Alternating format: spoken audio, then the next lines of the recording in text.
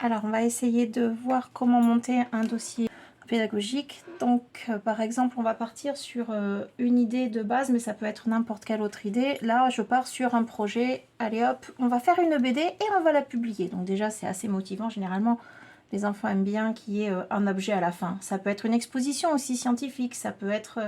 on va partir en voyage, on va préparer ce voyage ensemble. Donc, qu'est-ce qu'il faut pour que notre projet soit joli et soit réussi? Et bien, il va falloir apprendre des choses parce qu'on va avoir besoin de ces choses-là pour que ça marche.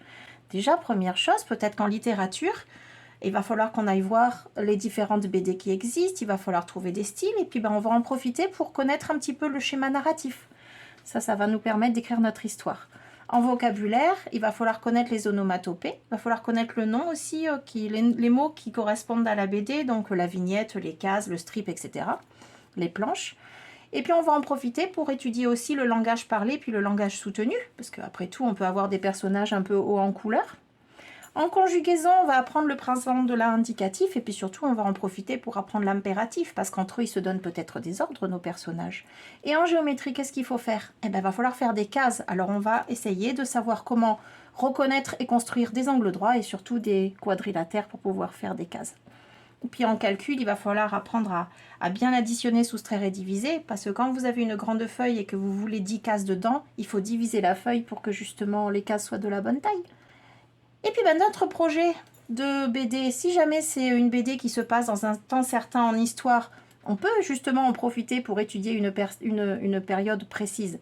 Ou plus exactement, c'est parce que vous voulez utiliser cette période précise que ce projet pédagogique pour faire une BD va vous servir de prétexte pour étudier cette période historique ou carrément ce sujet scientifique. Ça peut être une BD ou qui va parler de science aussi. Donc là, il y a deux prétextes que vous pouvez mettre en avant justement pour faire un projet BD.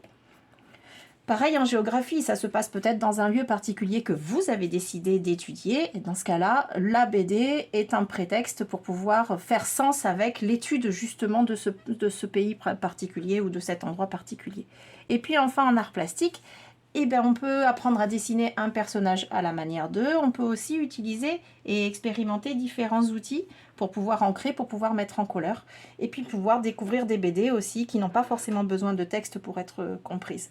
Donc vous voyez en fait, tout un projet peut servir de prétexte à l'apprentissage de plein d'autres choses. Et c'est pour ça en fait que ça fait sens pour les apprentissages et pour vous et pour l'enfant.